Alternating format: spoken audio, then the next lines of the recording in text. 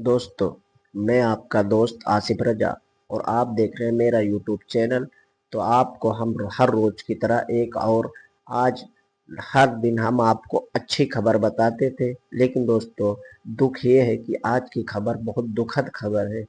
क्योंकि आपको पता हो गया होगा कि हमारे देश में राजस्थान में एक स्कूल की छत गिर गई है, जिससे 7 से 8 बच्चों की मौत हो गई है।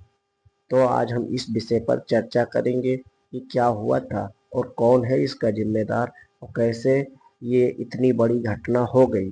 तो चलिए आज हम इस वीडियो में इसी पर बात करेंगे।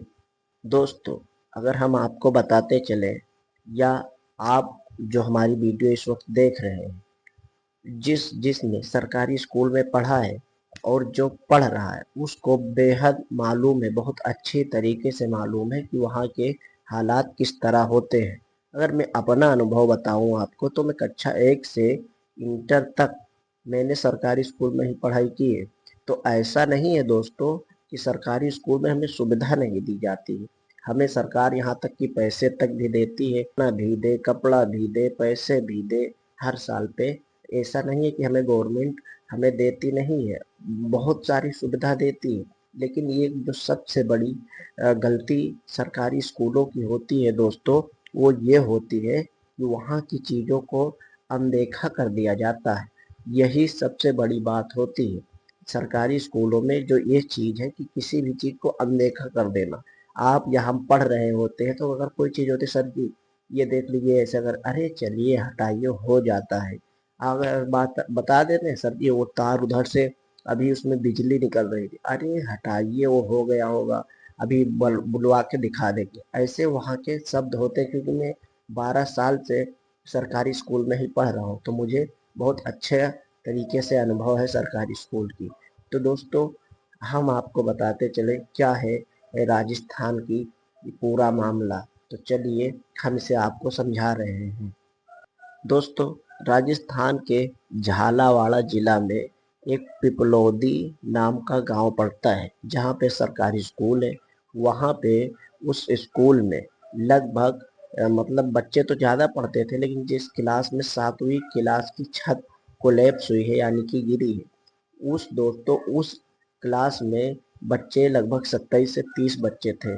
और जब इंटरव्यू लिया गया उन बच्चों का तो वो बच्चे बता रहे थे कि मतलब हमने उस छत से कंकड़ गिर रहे थे और हमने कहा कि सर जी कंकड़ गिर रहे हैं, दीदी कंकड़ गिर रही है।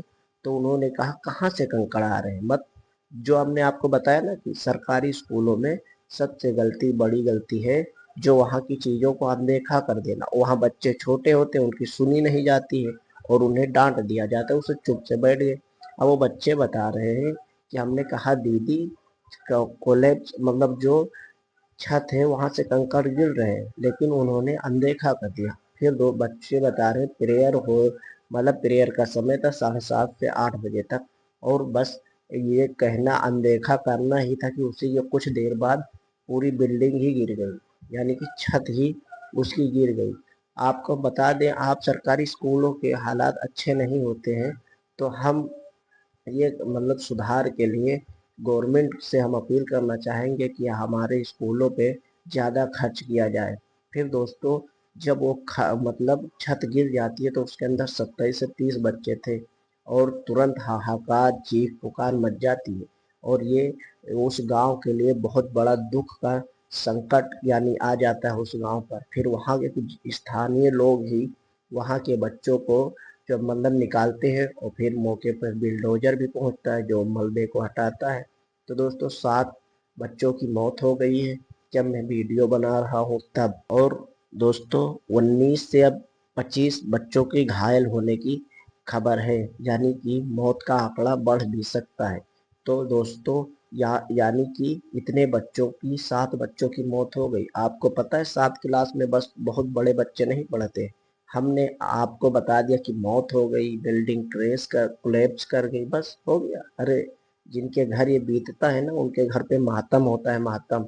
उनके माँ बाप से पूछो क्या होता है।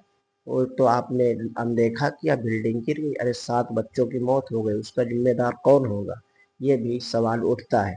और दोस्तों उसमें जो घायल बच्चे हैं उनका भी मतलब इलाज चालू है, उनका सरकारी पैसे से इलाज किया जा रहा है। इस पे पीएम प्राइम मिनिस्टर साहब ने भी दुख जताया है और बहुत से मंत्रियों ने भी दुख जताया है। और दोस्तों, हम आपको अगर कोई अपडेट आती है, कौन जिम्मेदार था या क्या मसला था, तो हम आपको हमारे चैनल पे मिल जाएगी। तो इसलिए हमारे चैनल आसिफ रजा को आप सब्सक्राइब कर लीजिए और मिलते हैं आपसे हम नेक्स्ट वीडियो में। तब तक धन्यवाद।